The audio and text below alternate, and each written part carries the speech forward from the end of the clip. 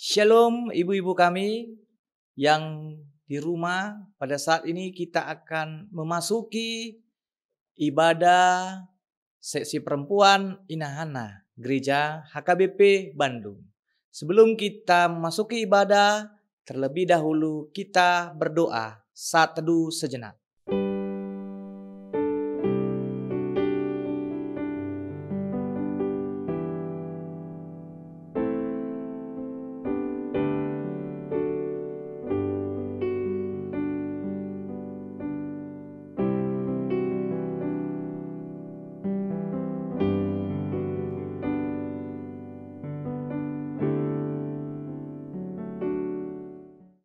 Amin. Kita bernyanyi dari buku ND nomor 464 ayat 1 dan ayat yang kedua.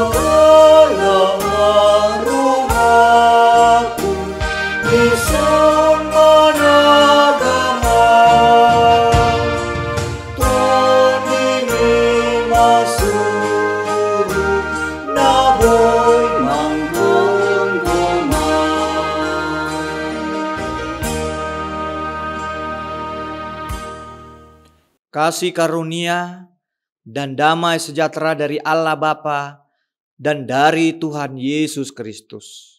Amin. Firman Tuhan bagi kita tertulis di dalam Matius 7 ayat 21 sampai ayat yang ke-23. Matius 7 ayat yang ke-21 sampai ayat yang ke-23. Saya akan membacakannya kepada kita. Bukan setiap orang yang berseru kepadaku Tuhan, Tuhan akan masuk ke dalam kerajaan surga, melainkan dia yang melakukan kehendak Bapa-Ku yang di surga.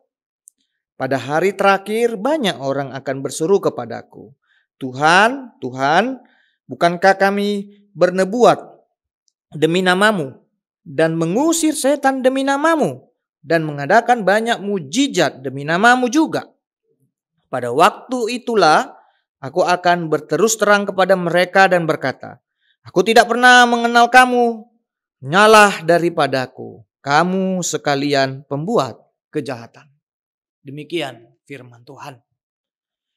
Ibu-ibu yang terkasih di dalam nama Tuhan Yesus Kristus,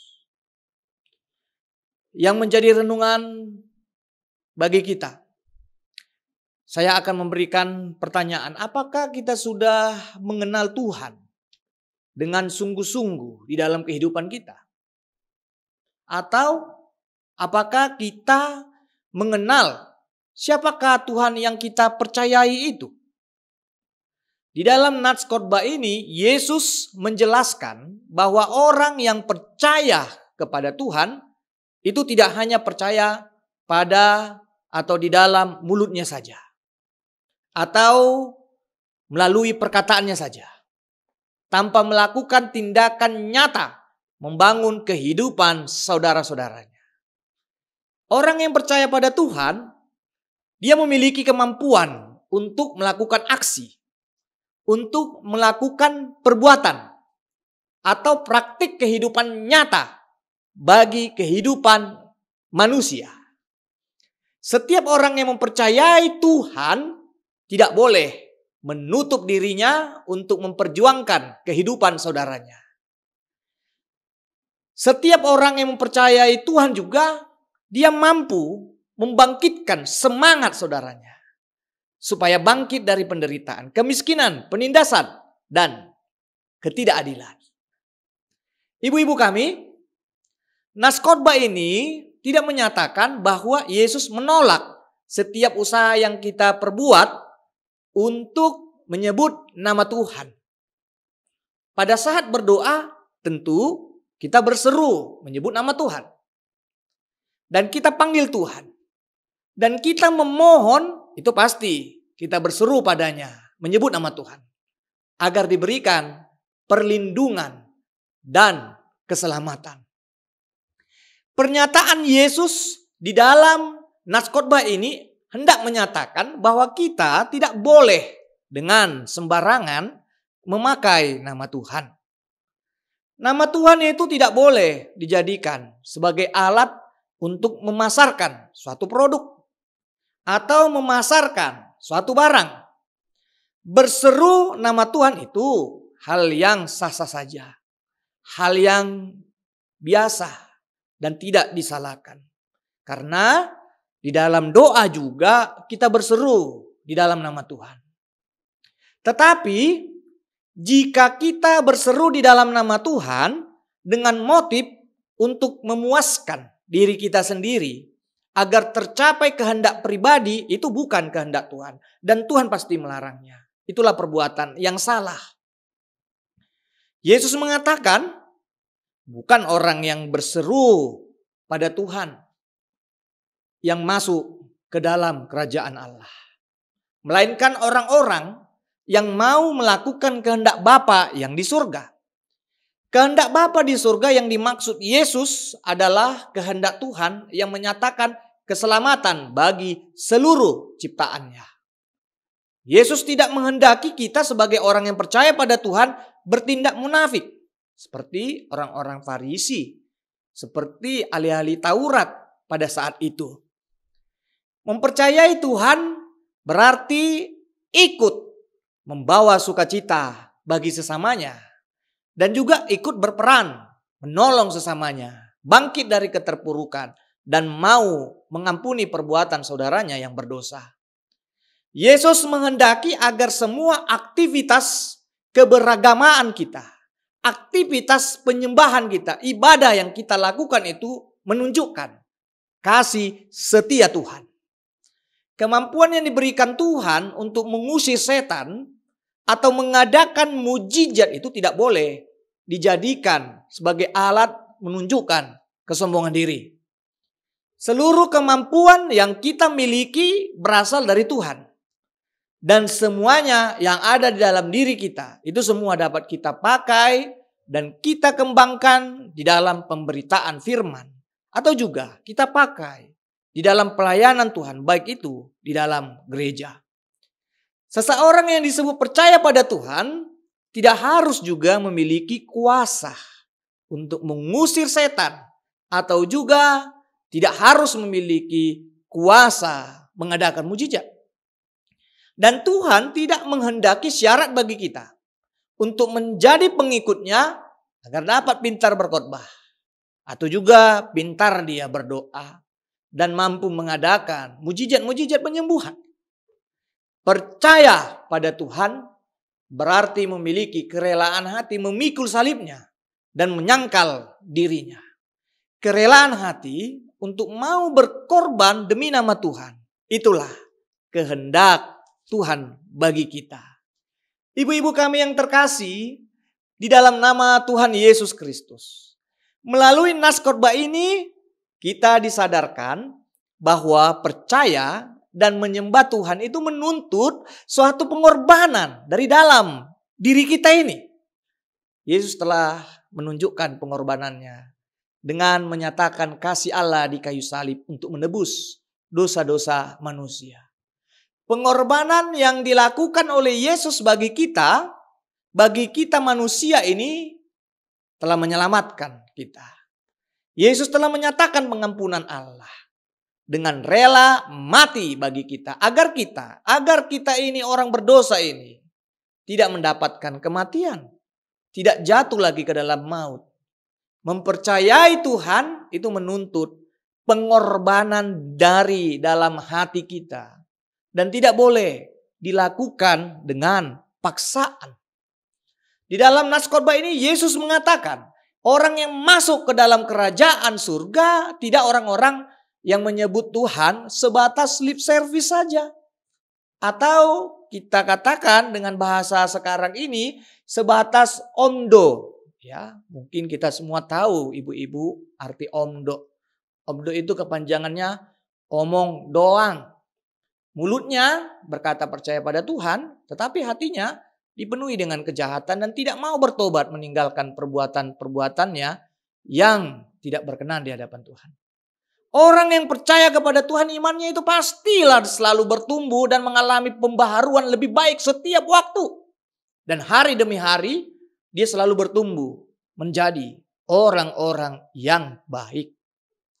Ibu-ibu kami, apakah kita telah mengalami pertumbuhan iman dari waktu ke waktu?